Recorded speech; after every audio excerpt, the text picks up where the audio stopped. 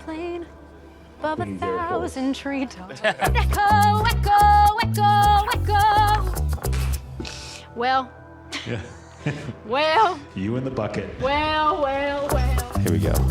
Jonathan's about to die. All right, he needs help. Snow White has the privilege to be the very first fully animated feature film by Walt Disney himself, and gladly we were born in this day and age to see what could come out of a reimagined live-action version. Teamwork makes the dream work. Sorry, gotta do it again. Sorry, you do it again. Don't remember how to speak. Okay, got it. Whatever.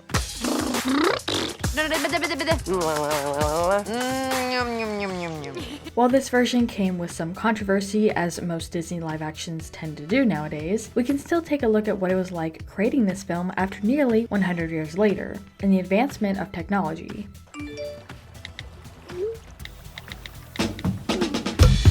Mark, can you hear me? Hey, Mark. I can't hear you guys, sorry. Is it out and then look, or is it just straight to look? Wonderful. Guard the door. Hold her. Today we're going to go through some of the behind the scenes moments as well as the laughs behind the camera trying to get the right take. Set. Let's do it. Action. Really good take. But in the mean, shush!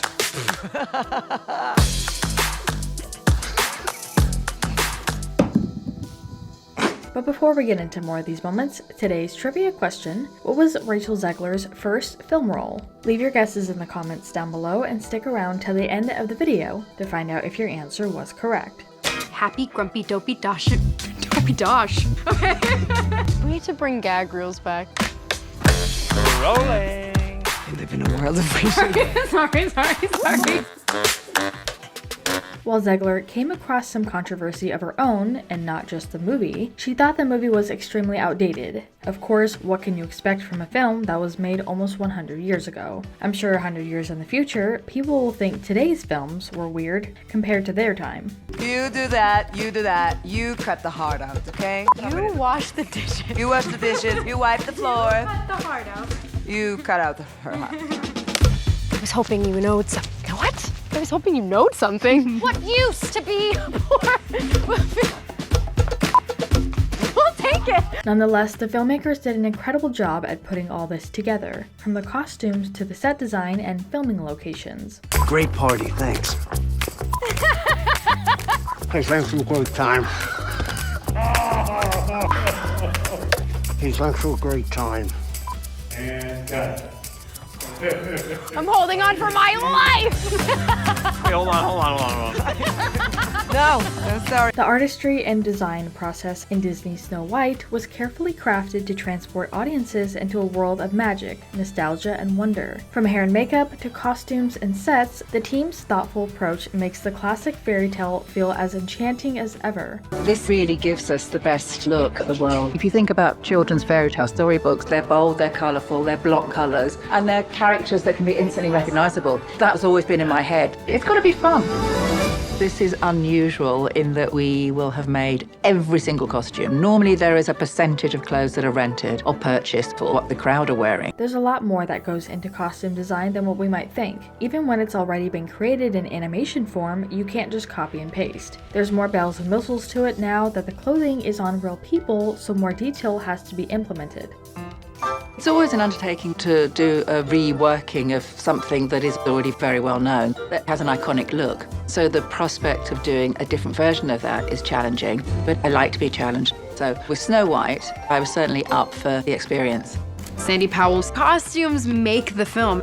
She's able to keep what makes the original classic. The film's costume designer, Sandy Powell, shares her thoughts on the challenges of creating costumes for good characters. The good characters are harder to create, she says. It's fun to exaggerate villainy and badness, but you can't exaggerate goodness. The first day I was shooting, I was very nervous because I'm doing something that is so iconic. Who is the fairest of them all? She's so fun to play. To me, it wasn't just the text and the way I carried myself, but it was to let every bone in my body become. As I share my excitement for this film, I want to mention we are currently doing a giveaway. Share what you were most excited for with this project, and the best comment will win a $25 Fandango gift card where you can purchase a full movie with added bonus features. Comment down below and one winner will be chosen.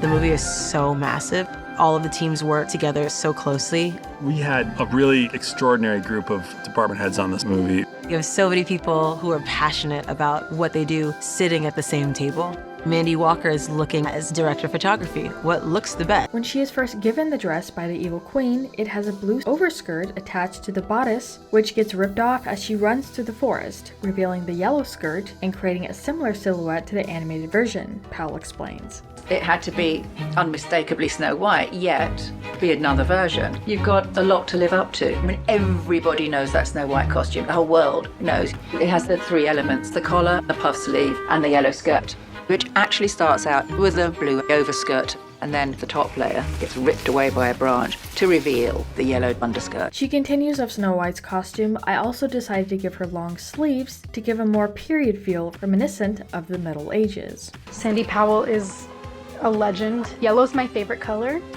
so I'm a happy gal. To see Sandy's take on what is considered one of the most iconic princess costumes, it's really, really fantastic. And as a huge fan of Sandy's work, it's an honor to just wear something that is her brainchild, and it feels very pretty.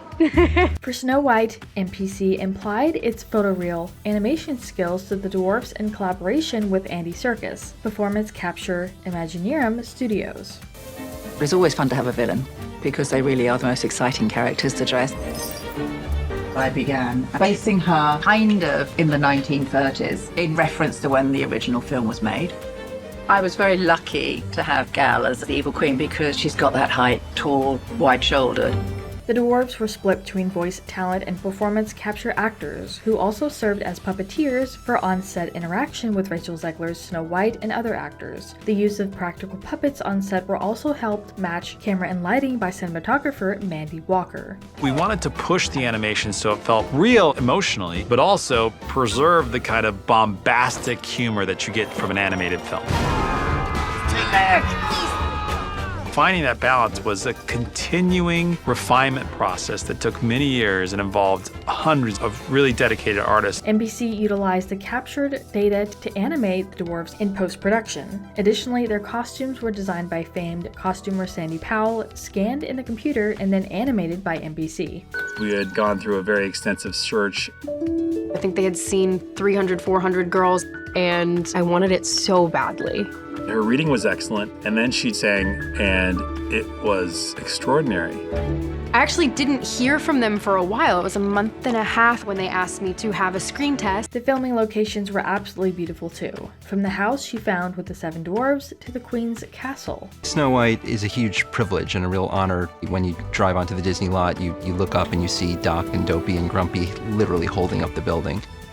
It's very hard for us in this moment to go back and think of how monumental that achievement was, but also just Walt Disney's appetite for invention. I mean, he created one of the greatest institutions in the world. Some scenes were filmed on location in London. Though the specific filming spots remained undisclosed, London has been a major production hub for Disney's live-action films, offering historic architecture and large-scale studio facilities. In terms of hair and makeup, I wanted to stay true to her, but also really think about what Rachel is going to bring to this role. We wanted to just keep her fresh and modern. When it came to cutting my hair off, I just trusted Nadia so much.